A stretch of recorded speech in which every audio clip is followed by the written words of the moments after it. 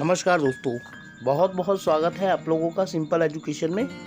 दोस्तों, आज की यह वीडियो है कक्षा 7 में पढ़ने वाले विद्यार्थियों के लिए और इसमें हम बात करने जा रहे हैं इंग्लिश की टेक्स्ट बुक हनीकॉम्ब के पहले अध्याय 3 क्वेश्चंस के बारे में। बहुत महत्वपूर्ण यह अध्याय है जो हमें न केवल पाठ्यक्रम के हिसाब से पढ़ना चाहिए बल्कि एक नैतिक शिक्षा भी हमें प्रदान करता है। तो आज की इस वीडियो में हम इस अध्याय को पढ़ेंगे और जानेंगे कि इस अध्याय की कहानी क्या है, और अगली वीडियो में हम इस अध्याय के प्रश्न उत्तर यानी क्वेश्चन आंसर्स की तरफ ध्यान देंगे। तो चलिए बिना वक्त जाया किए हुए हम लोग आगे बढ़ते हैं और पढ़ते हैं इस अध्याय को, जिसका नाम है 3 क्वेश्चंस। बिफोर यू रीड, पढ़ने से पहले, a king has 3 questions and he is seeking answers to them. एक राजा के 3 सवाल थे और वह उनका जवाब ढूंढ रहा था। व्हाट आर दी क्वेश्चंस, वो सवाल क्या थे। Does the king get what he wants, क्या राजा को वो मिलता है जो वो जानना चाहता है। आइए जानते हैं इस कहानी में।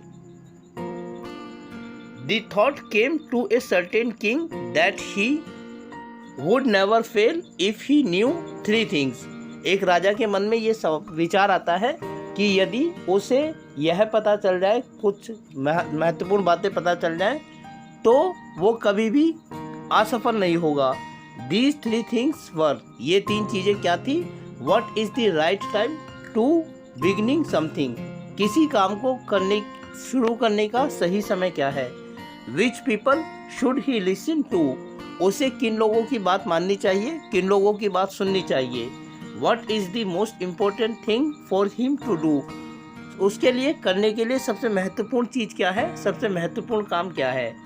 The king therefore sent messengers throughout his kingdom, इसलिए राजा ने अपने साम्राज्य में हर जगह मैसेंजर्स यानी संदेशवाहक भेजे। Promising a large sum of money to anyone who would answer these 3 questions, इस वादे के साथ कि जो भी व्यक्ति इन 3 सवालों का जवाब देगा उसे अच्छा खासा इनाम दिया जाएगा। Many wise men came to the king, but they all answered his question differently.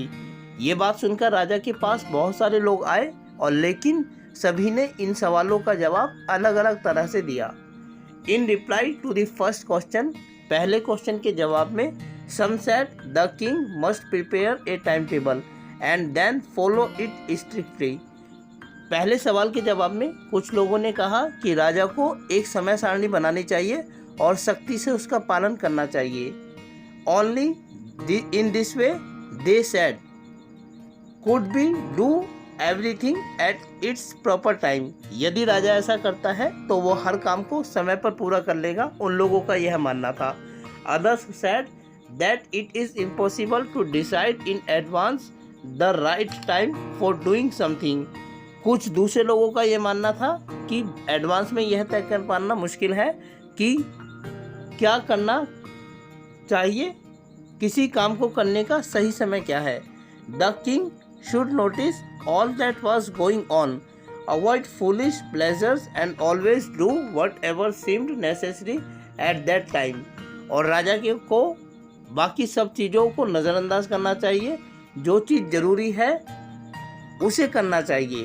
Yet others said that the king need a council of wise men who would help him act at the proper time. कुछ लोगों का ये मानना था कि राजा के पास एक मंत्री परिषद होनी चाहिए और उसे उनकी बात माननी चाहिए कि क्या किसी काम को करने का सही समय क्या है। This was because one man would find it impossible to decide correctly. ऐसा इसलिए कहा गया क्योंकि किसी एक व्यक्ति के लिए यह तय कर पाना मुश्किल है कि क्या सही है। Without help from others the right time for every action, किसी काम को करने के लिए बिना दूसरों की राय जाने यह असंभव है। अर्थात राजा को दूसरे लोगों की बात माननी चाहिए, अपनी मंत्री परिषद की बात माननी चाहिए। दोस्तों, काउंसिल शब्द आया है। काउंसिल का मतलब होता है a group of people chosen to give advice और टू मेक रूल्स, यानी लोगों का एक ऐसा समूह जिसे राजा को सलाह देने के लिए और नियम कायदे कानून बनाने के लिए बनाया जाता है। इसे हिंदी में हम मंत्री परिषद कहते हैं। But then other said that there were something which could be urgent. कुछ लोगों का कहना था कि जरूर कोई चीज ऐसी है जो जरूरी है। These things could not wait for the decisions of the council. और ये बातें कभी भी मंत्री परिषद के निर्णय का इंतजार नहीं करेंगी। In order to decide the right time for doing something, it is necessary to look into the future. कि क्या करना चाहिए, इस बात को जानने के लिए भविष्य को जानना बहुत जरूरी है। And only magician could do that. और केवल जादूगर ही इस काम को कर सकता है। The king therefore would have to go to the magician. इसीलिए उनका कहना था कि राजा को किसी जादूगर के पास जाना चाहिए। In their answers to the second question, some said that the people must necessary to the king were his counselors। और दूसरे सवाल के जवाब में कि राजा को किन लोगों की बात सुननी चाहिए, उनका कहना था कि राजा को के लिए अपने मंत्री परिषद बहुत महत्वपूर्ण होते हैं, मंत्रीगण। Other said the priest. और कुछ लोगों ने कहा पुजारी, पंडित इत्यादि। A few others choose the doctors. और कुछ लोगों ने डॉक्टर को चुनने की सलाह दी। And yet others said that his soldiers were the most necessary। और कुछ लोगों का ये भी कहना था कि उसके सैनिक सबसे ज़्यादा महत्वपूर्ण होते हैं, जिसकी बात राजा को सुननी चाहिए। दोस्तों, काउंसिलर शब्द का आया है जिसका मतलब होता है मेंबर ऑफ द काउंसिल, अर्थात मंत्री परिषद के सदस्य, जिनको हम मंत्रीगण कहते हैं। To the third question some said science, other choose fighting and yet other religious worship. और कुछ लोगों का जो कहना था तीसरे सवाल के जवाब में, वो था साइंस यानी विज्ञान, अदर्स चोजन फाइटिंग। कुछ लोगों ने कहा कि लड़ाई, और कुछ लोगों ने रिलीजियस वर्शिप यानी धार्मिक पूजा पाठ, इस बारे में बात की। As the answer to his questions were so different, the king was not satisfied and gave no reward. इन तरह तरह के जवाबों से राजा को संतुष्टि नहीं मिली, इसीलिए उसने किसी को भी किसी तरह का कोई इनाम नहीं दिया। Instead he decided to seek the advice of a certain hermit who was widely known for his wisdom. इन तमाम लोगों के स्थान पर उसने किसी साधु संत के बारे में, जिनके बारे में उसने सुन रखा था, जिनकी बड़ी ख्याति थी, उनके पास जाकर इन सवालों के बारे में सलाह लेने का मन बनाया। Hermit, a person who lives alone and leads a simple life. Hermit यानी कि एक ऐसा व्यक्ति जो साधारण जिंदगी जीता है और अकेला रहता है, जिसको हम साधु संत कहते हैं। The hermit lived in A would which he never left. जो हर्मिट था, साधु संत, वो एक झोपड़ी में रहता था लकड़ी की, और उसे वो कभी छोड़ता नहीं था। ही सो no one but simple people and so the king put on ordinary clothes। राजा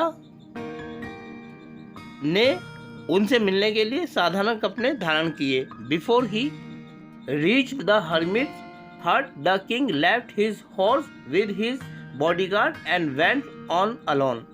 और राजा उस साधु संत की झोपड़ी तक पहुंचने से पहले ही अपने घोड़े से उतर गया और अपना घोड़ा बॉडीगार्ड के हवाले कर दिया और खुद स्वयं अकेला उस साधु के पास गया। वुड या woods, a small forest. Wood या जो वुड्स शब्द आया है उसका मतलब होता है एक छोटा सा जंगल। As the king came near the hermit's hut, he saw the hermit digging the ground in front of his hut. जब राजा उस हर्मिट के पास पहुंचा तो उसने देखा कि साधु जमीन की खुदाई कर रहे थे अपनी झोपड़ी के सामने। ही greeted the king and continued digging.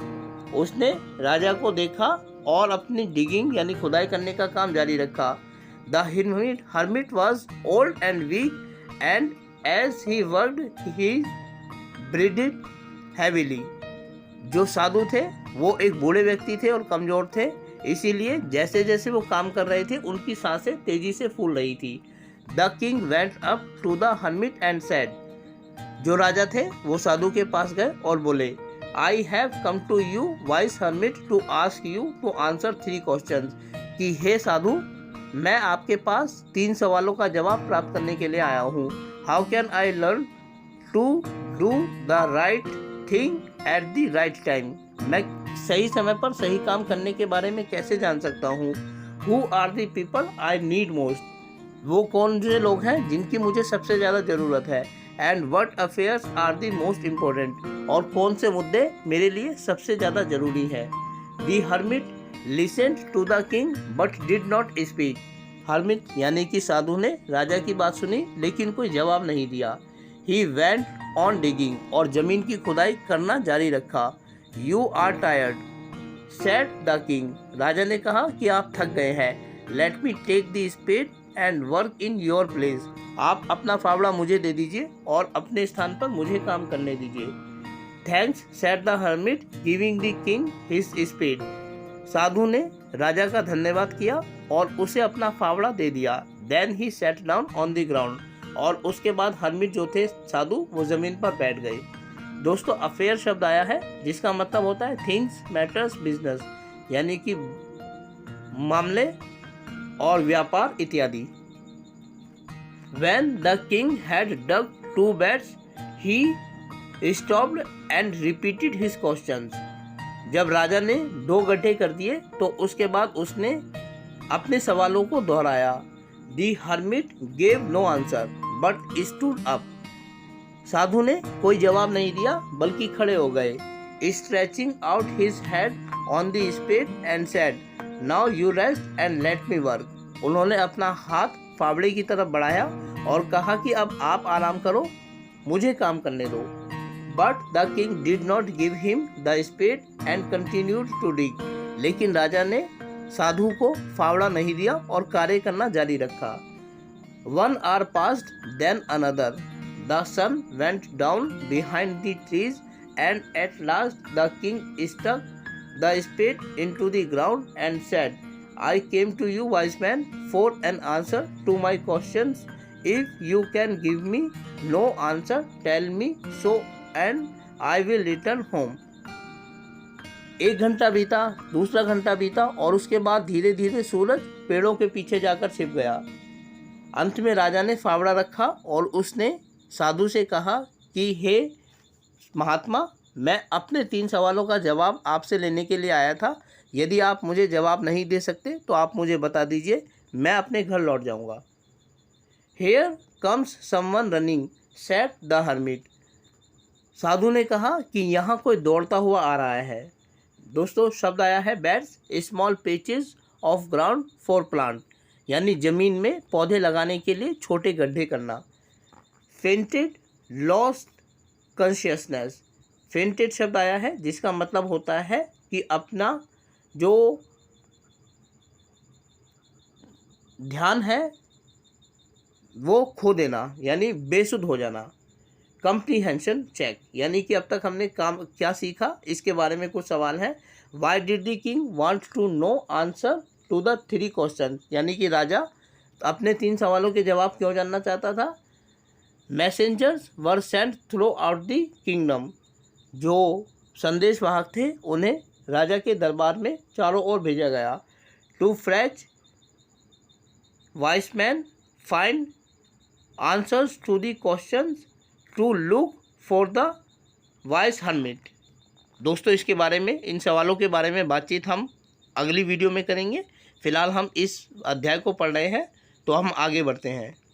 To announce a reward for those who could answer the questions, mark your choice, यानी कि इसमें से क्या सही है वो हमें बताना है। अब अगला जो खंड है उसकी तरफ हम बढ़ते हैं। The king turn round and saw a beard man running towards them.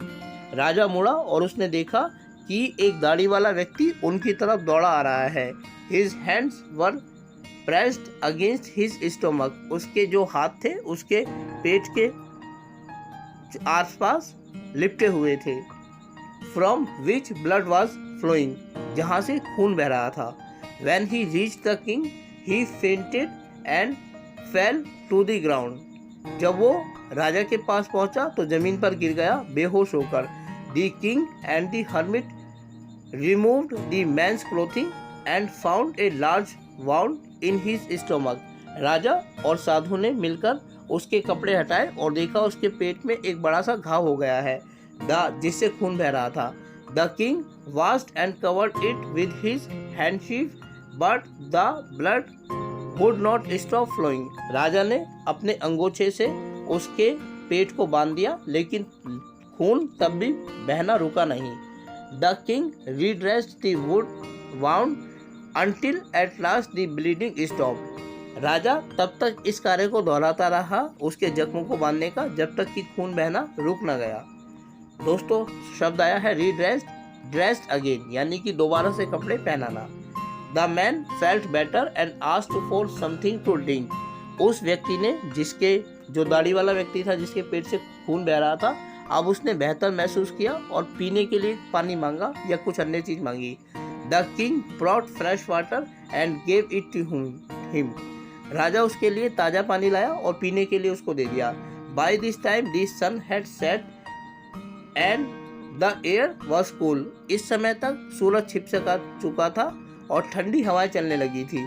The king with the hermit's help carried the wounded man into the hut and led him on the bed. साधु की मदद से राजा उस घायल व्यक्ति को झोपड़ी के अंदर लाया और पलंग पर लेटा दिया. The man closed his eyes and ले क्वाइट. उस घायल व्यक्ति ने अपनी आंखें बंद की और शांत हो गया. The king tired by his walk and the work he had done lay down on the floor and slept throughout the night. राजा इतना लंबा सफ़र तय करके आया था और घायल व्यक्ति के लिए उसने मदद की थी, ज़मीन में खुदाई की थी. इन तमाम कार्यों से राजा थक गया था. वो ज़मीन पर लेटा और सो गया. When he awoke, it was several minutes before he could remember where he was or who the stranger bearded man was lying on the bed. राजा जब जागा तो उसे ये याद करने में कुछ मिनट लगे कि वो कहाँ है और ये सामने दाढ़ी वाला व्यक्ति जो लेटा हुआ है ये कौन है. दोस्तों, चित्र आप देख सकते हैं जिसमें एक साधु की झोपड़ी को दिखाया गया है, राजा है और एक बूढ़ा व्यक्ति है, और राजा उस दाढ़ी वाले व्यक्ति के पेट को कपड़े से साफ कर रहा है. Forgive me, said the bearded man in a weak voice. दाढ़ी वाले व्यक्ति ने एक दबी हुई आवाज में राजा से कहा कि मुझे माफ कर दो. When he saw that king was awoke, जब उसने देखा कि राजा जाग चुका है. I do not know you and have nothing to forgive you for, said the king. राजा ने कहा कि मैं तो आपको जानता ही नहीं हूँ, तो आपको माफ़ी भला किस बात के लिए दे दूँ. Fainted शब्द आया था lost consciousness, यानी अपनी सुध-बुध खो देना. You do not know me but I know you.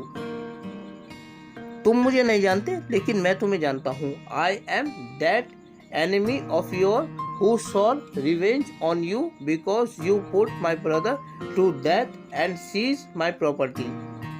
तुम मुझे नहीं जानते लेकिन मैं तुम्हें जानता हूँ. मैं वो व्यक्ति हूँ जो तुमसे बदला लेना चाहता था, क्योंकि तुम्हारी वजह से मेरे भाई की डेथ हो गई थी, मृत्यु हो गई थी और मेरी संपत्ति मुझसे छिन गई थी. I knew you had gone alone to see that hermit. मैं जानता था कि तुम इस साधु से मिलने के लिए अकेले आ रहे हो. And I made up my mind to kill you on your way home. और मैंने सोचा कि जब तुम लौट कर जाओगे अपने घर तब मैं तुम्हें रास्ते में ही मार दूंगा. But the day passed and you did not return. लेकिन दिन बीत गया और तुम नहीं आए.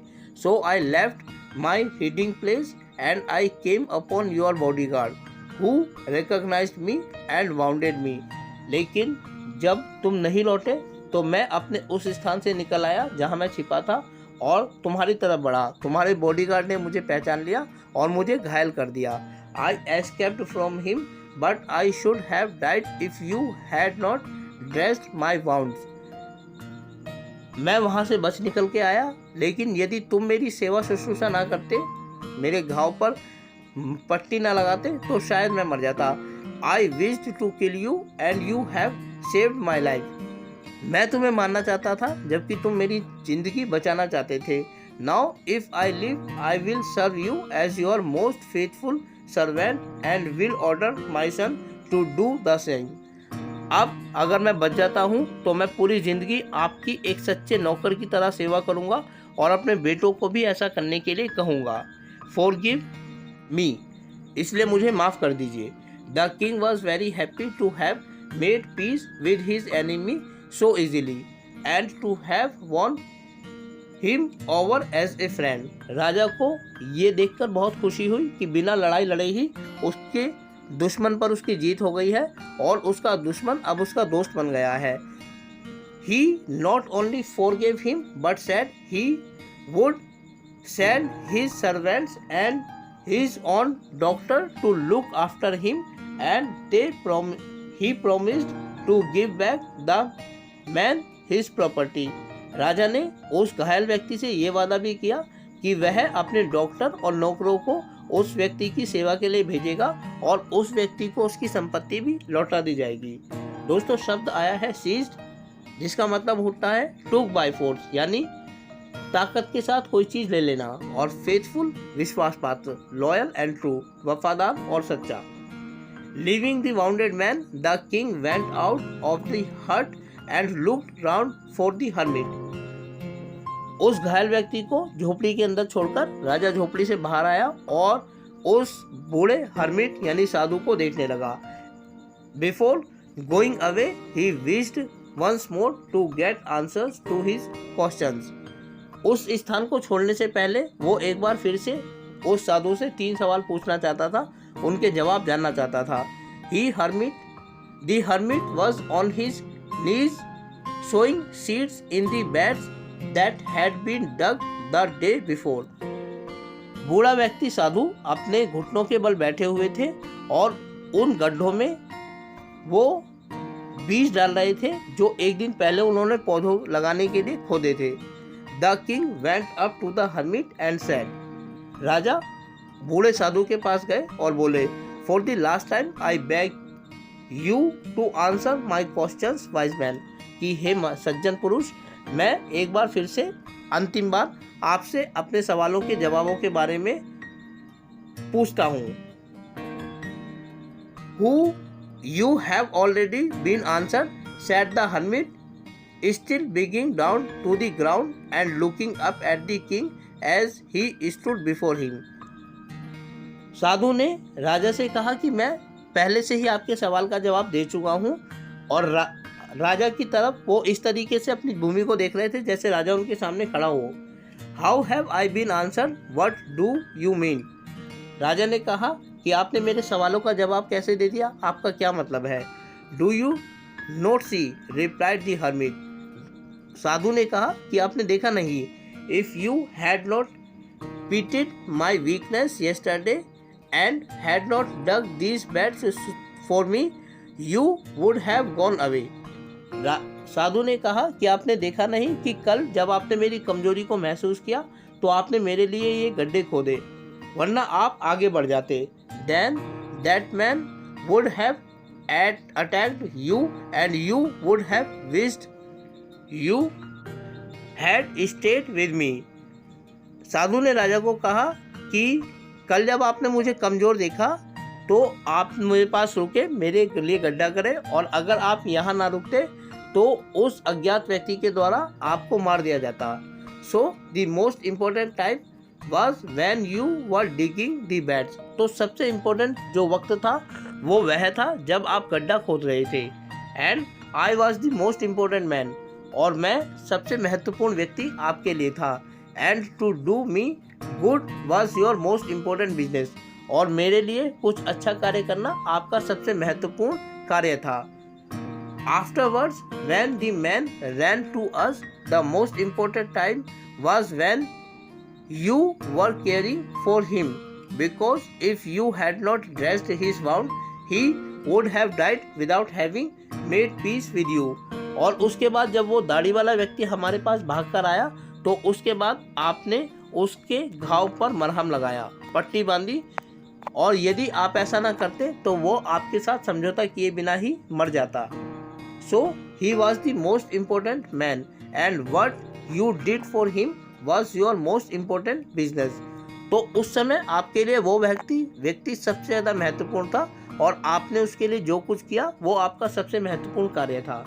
Remember, then there is only one time that is important and that time is now. इस प्रकार आप याद रखिए कि सिर्फ एक ही समय महत्वपूर्ण है जो इस समय चल रहा है। It is the most important time because it is the only time we have any part to act. यही सबसे महत्वपूर्ण समय होता है क्योंकि इसी समय में हमारे पास कुछ करने के लिए शक्ति होती है। The most necessary person is the person you are with at a particular moment, for no one knows what will happen in the future and whether we will meet anyone else।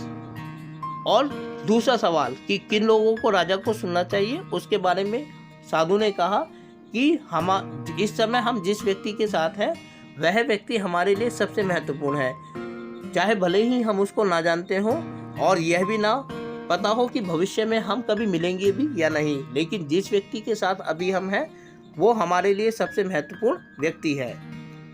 The most important business is to do that person good because we were sent into this world for that purpose alone. और हमारे करने के लिए सबसे महत्वपूर्ण कार्य क्या है? उस व्यक्ति का भला जिसके साथ इस समय हम हैं, क्योंकि इस संसार में हमें दूसरे लोगों की भलाई करने के लिए ही भेजा है। दोस्तों, ये कहानी लियो टोल्स्टॉय द्वारा लिखी गई कहानी पर आधारित है, इसीलिए नीचे रिटोल्ड कहा गया है। तो ये कहानी थी 3 क्वेश्चंस की। तो दोस्तों, कक्षा 7 में पढ़ने वाले विद्यार्थियों के लिए यह वीडियो थी जिसमें हमने बात की इंग्लिश की टेक्स्ट बुक हनीकॉम्ब के फर्स्ट चैप्टर 3 क्वेश्चन के बारे में। आज हमने इस स्टोरी को पढ़ा है। अगली वीडियो में हम इस चैप्टर के क्वेश्चन आंसर की तरफ अपना ध्यान देंगे। फिलहाल आप लोगों से बस इतना कहना चाहूँगा कि आप वीडियो को शुरू से लेकर अंत तक देखें और यदि वीडियो अच्छी लगे तो वीडियो को लाइक और चैनल को सब्सक्राइब जरूर करिएगा। इसके अलावा आगे आने वाले अन्य दिनों में अन्य वीडियोस को देखने के लिए जुड़े रहिए मेरे साथ मेरे इस यूट्यूब चैनल पर जिसका नाम है सिंपल एजुकेशन। फिलहाल आप लोगों से विदा लेना चाहूँगा। वीडियो को देखने के लिए आपका बहुत बहुत धन्यवाद। करने के लिए सबसे महत्वपूर्ण कार्य क्या है? और हमने देखा था कि तरह तरह के लोग इन 3 सवालों का जवाब देने के लिए राजा के पास आए थे, लेकिन राजा किसी के भी जवाब से संतुष्ट नहीं हुआ था और अंत में वो एक हर्मिट यानी कि साधु के पास गया जहां उसे उसके इन 3 सवालों का जवाब मिला। आज की इस वीडियो में हम इस अध्याय के क्वेश्चन आंसर को देखेंगे। तो चलिए बढ़ते हैं आगे और देखते हैं क्वेश्चन आंसर। दोस्तों, कुल 8 सवाल इस चैप्टर में दिए गए हैं और उनका जवाब हम एक एक करके जानेंगे। पहला सवाल है, why was the king advised to go to magician, यानी कि राजा को जादूगर के पास जाने की सलाह क्यों दी गई? और इसका जवाब हम इस तरीके से लिख सकते हैं, for the answer of the question that what is the right time to doing something, some people had advised king to look into future but only magician can see future so he must go to a magician. अर्थात पहले सवाल का जवाब जानने के लिए कि किसी भी कार्य को करने के लिए उचित समय क्या है, राजा को चाहिए कि वो भविष्य को देखे, लेकिन क्योंकि सिर्फ जादूगर ही भविष्य को देख सकते हैं इसीलिए राजा को किसी जादूगर के पास जाना चाहिए। तो ये पहला सवाल था। दूसरा सवाल है, in the answer to the second question whose advice did the people say would be important to the king. अर्थात दूसरा सवाल कि राजा को किन लोगों की बात सुननी चाहिए या राजा के लिए किन लोगों की बात जानना जरूरी है, क्या सलाह उसको दी गई थी।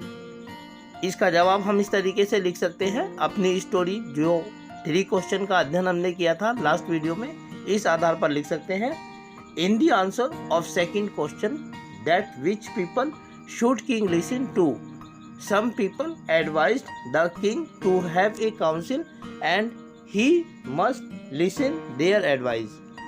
दूसरा सवाल कि राजा को किन लोगों की बात सुननी चाहिए। कुछ लोगों ने ये परामर्श दिया कि राजा की एक काउंसिल होनी चाहिए यानी मंत्री परिषद होनी चाहिए और राजा को उनकी बात सुननी चाहिए। अगला सवाल है सवाल number 3, what suggestions were made in the answer to the third question यानी कि तीसरे सवाल के जवाब में क्या क्या परामर्श दिए गए। इसका जवाब हम इस तरीके से लिख सकते हैं, in the answer of his third question that what is the most important thing for him to do, some people advised king for science, other advised for fighting and other advised for religious worship. अर्थात तीसरा सवाल जो था कि राजा के लिए करने के लिए सबसे महत्वपूर्ण कार्य क्या है, तो कुछ लोगों ने सलाह दी थी कि विज्ञान का पर कार्य करना चाहिए, कुछ लोगों ने लड़ाई के बारे में बातचीत की, युद्ध के बारे में, जबकि कुछ लोगों ने धार्मिक कर्मकांड पूजा पाठ के बारे में बातचीत की। दोस्तों अगला सवाल है सवाल number 4, did the wise man win the reward, if not why not. सवाल का मतलब यह है कि क्या किसी व्यक्ति को राजा के द्वारा इनाम दिया गया, यदि नहीं तो क्यों नहीं। और इसका जवाब हम इस तरीके से लिख सकते हैं, no wise man won the reward because all wise man had answered differently and king was not satisfied with their answers.